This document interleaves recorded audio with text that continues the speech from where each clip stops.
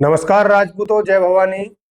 गुजरात, दिल्ली, हरियाणा, छत्तीसगढ़, झारखंड, इन जगहों पर आपकी राजनीतिक हत्या करने के बाद, आपके समाज की राजनीति शून्य करने के बाद भारतीय जनता पार्टी ने अगला नंबर पश्चिम उत्तर प्रदेश पे लगाया है। पश्चिम उत्तर प्रदेश, जिसके लगभग हर एक जिले से कई कई बार राजपूत प्रत्याशी सांसद बने, आज वहां से टिकट वितरण में शून्य कर दिया गया। कोई भी टिकट राजपूत को नहीं दिया गया। ऐसी ऐसी सीट, गाजियाबाद जैसी, जहां से जब से सीट बनी है केवल एक बार गैर राजपूत सांसद यहां से बने हैं। रिकॉर्ड वोटों से लगातार राजपूत सांसद यहां से जीतते आ रहे हैं और वहां भी भारतीय जनता पार्टी ने आपका टिकट काट दिया। कारण, भारतीय जनता पार्टी को किया गया समर्थन, जो कि समय के साथ गुलामी में बदल गया। आप मानसिक रूप से भारतीय जनता पार्टी के गुलाम हो गए।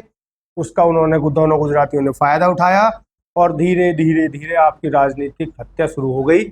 और आज स्थिति ये है कि देश के वो 5-6 स्टेट जहां राजपूत मुख्यमंत्री बना करते थे, वहां से एक भी राजपूत को टिकट तक नहीं मिला।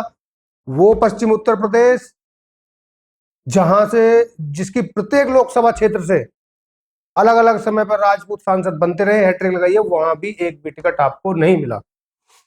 अच्छा, तो पश्चिम उत्तर प्रदेश के अलग अलग जिलों की अगर मैं क्रमशः बात करूं, पूरा डेटा, पूरा रिकॉर्ड मैंने जुटाया है, वो मैं आपके साथ शेयर कर रहा हूं। आप खुद देखना, जांचना, आकलन करना कि आपके साथ कितना भेदभाव हो रहा है। गाजियाबाद की अगर मैं बात करूं, गाजियाबाद में सबसे पहले 1989 में ठाकुर KN सिंह सांसद बने, जो कांग्रेस से थे। उसके बाद 4 बार डॉक्टर रमेश चंद्र तोमर रहे, जो भाजपा से थे। उसके बाद एक बार रमेश चंद्र तोमर हारे, उसके बाद राजनाथ सिंह सांसद रहे, उसके बाद जनरल VK सिंह साहब रहे। कुल मिलाकर गाजियाबाद लोकसभा के इतिहास में केवल एक बार को छोड़कर हर बार राजपूत सांसद बने।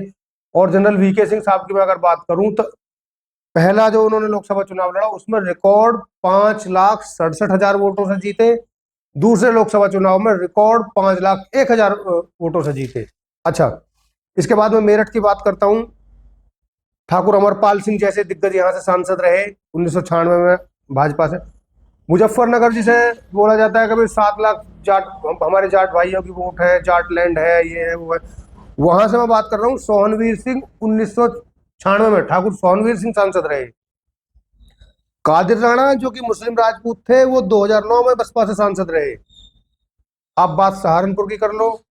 सहारनपुर से 1984 में ठाकुर यशपाल सिंह कांग्रेस से सांसद रहे।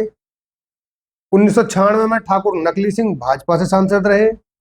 2009 में जगदीश सिंह राणा बसपा से सांसद रहे। आप बात कर लो बुलंदशहर की, कल्याण सिंह, सुरेंद्र पाल सिंह जैसे राजपूत नेता यहाँ से सांसद रहे।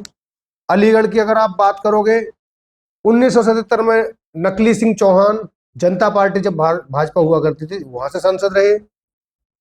2009 में राजकुमारी चौहान बसपा से सांसद रही। 1984 में उषा रानी तोमर कांग्रेस से सांसद रही। हाथरस की अगर आप बात करो, ठाकुर लाल बहादुर रावल जैसे लोग 1991 में, 1996 में सांसद यहां से रहे। आगरा की अगर आप बात करो, अजय सिंह जैसे राजपूत नेता 1989 में यहां से सांसद रहे। तो पूरे पश्चिमी उत्तर प्रदेश में कोई भी जिला लगभग ऐसा नहीं है जहां से राजपूत समाज ने अलग अलग समय पर लगातार सांसद नहीं दिए। लेकिन चूंकि भारतीय जनता पार्टी को भी विश्वास हो चला कि राजपूत नेताओं को टिकट दो या ना दो, ये समाज तुम्हारा इतना बड़ा गुलाम हो चुका है कि तुम्हें वोट जरूर करेगा, तो धीरे धीरे धीरे धीरे आपकी राजनीति शून्य करने का प्रयास शुरू हो गया और आप अगर मौन रहे तो बिल्कुल खत्म कर दी जाएगी। जैसे, उसका मूल कारण क्या है? उसका मूल कारण है दोनों गुजराती। दोनों गुजराती मतलब आप समझ रहे होंगे, उनके मन में राजपूतों के प्रति द्वेष। उसका एग्जाम्पल मैं आपको देता हूं। गुजरात, जहां से दोनों गुजराती आते हैं, वहां की अगर बात करें, जब तक ये इनका दोनों का राजनीतिक अस्तित्व बहुत खास नहीं था, तब तक गुजरात की में राजपूत राजनीति का पूरा कब्जा रहा। मैं आपको फैक्ट के साथ बताता हूं। सातवें मुख्यमंत्री के रूप में ठाकुर माधव सिंह सोलंकी ने 24 दिसंबर 1976 को पहली बार शपथ ली। उसके बाद 12वें मुख्यमंत्री के रूप में 11 मार्च 1985 को फिर से माधव सिंह सोलंकी वहां के मुख्यमंत्री बने। उसके बाद 15वें मुख्यमंत्री के रूप में 10 दिसंबर 1989 को फिर से माधव सिंह सोलंकी मुख्यमंत्री बने। उसके बाद 19वें मुख्यमंत्री के रूप में शंकर सिंह वाघेला 23 अक्टूबर 1996 को फिर से गुजरात के मुख्यमंत्री बने। लेकिन उसके बाद धीरे धीरे जैसे जैसे इन दोनों का राजनीतिक वजूद बढ़ा, इन्होंने राजपूत राजनीति को वहां से शून्य कर दिया।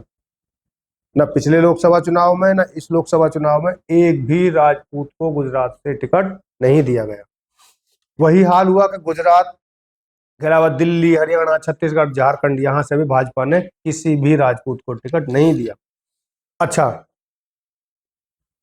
उत्तर भारत में अगर राजनीति करनी है तो राजपूतों को साथ में लेना जरूरी है, राजपूतों को नमस्कार करना जरूरी है। एक परसेप्शन है जो कि सही है। उसका कारण है, जैसे हिमाचल प्रदेश 40% राजपूत आबादी, उत्तराखंड 35% राजपूत आबादी, Uttar Pradesh 1.5 crore Rajput vote, Bihar 1 crore Rajput vote, Rajasthan 1 crore Rajput vote, Madhya Pradesh 1 crore Rajput vote, Gujarat 60 lakh Rajput vote. तो गुजरात को छोड़कर इन स्टेट्स में ये धीरे धीरे ठिकाने लगा रहे हैं। जैसे राजस्थान जैसे स्टेट से केवल एक टिकट राजपूत को इस बार दिया गया, गजेंद्र सिंह शेखावत को जोधपुर से। मध्य प्रदेश से केवल एक टिकट राजपूत को दिया गया। पश्चिमी उत्तर प्रदेश से पूरा सफाया कर दिया गया। मुरादाबाद से सर्वेश सिंह को टिकट जो राजपूतों ने मिला, वहां भी 55% से ज्यादा आबादी मुस्लिम है, तो वो तो वैसे ही डी कैटेगरी की सीट है। उसके अलावा जितने बड़े राजपूत नेता हैं, ब्रजभूषण शरण सिंह को हाशिए पर पूरी तरह रखा गया, धनंजय सिंह को जेल भेज ही दिया गया, मनीष सिसोदिया जेल में पड़े ही हैं, संजय सिंह को जेल में डाल दिया गया। तो हर तरह से राजपूत राजनीति को अगला नंबर आप जानते हैं, सभी जानते हैं, योगी जी का ये लोग लगाने का प्रयास कर रहे हैं। तो जो समाज मानसिक रूप से किसी भी राजनीतिक दल का गुलाम हो जाए, उसका यही हश्र होना तय है। ऐसे में हमारी विनती है, आप राजनीतिक रूप से बिल्कुल भाजपा को वोट दें। मैं भी लंबे समय तक देता आया हूं, लेकिन जहां भाजपा ने आपके समाज के प्रत्याशियों को नकारा है, ठुकराया है, वहां अपना विरोध जरूर दर्ज कराएं। जिंदा हैं तो जिंदा कौम की तरह व्यवहार करें। अपने समाज के अस्तित्व से, अपने समाज के स्वाभिमान से बड़ा कुछ नहीं होता। न कांग्रेस है, न भाजपा है, न हिंदू है, न मुस्लिम है, हमारे लिए उससे बड़ा कोई नहीं है। जहां आपके लोगों के टिकट काटे गए, वहां अपना विरोध जरूर दर्ज कराएं।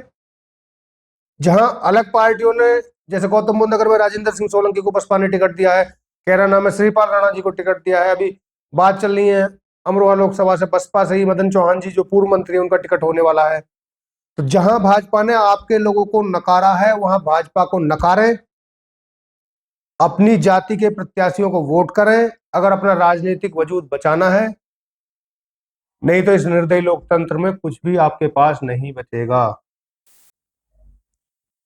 राजपूत राजनीति, राजपूत समाज से जुड़ी हुई प्रत्येक जानकारी, स्वर्ण समाज से जुड़ी हुई प्रत्येक जानकारी के लिए चैनल को देखते रहें, सब्सक्राइब करें, शेयर करें। जो खबरें आप तक मेन स्ट्रीम मीडिया नहीं पहुंचाएगी, उन्हें हम लोग आप तक पहुंचाने का प्रयास कर रहे हैं। बहुत धन्यवाद। जय भवानी।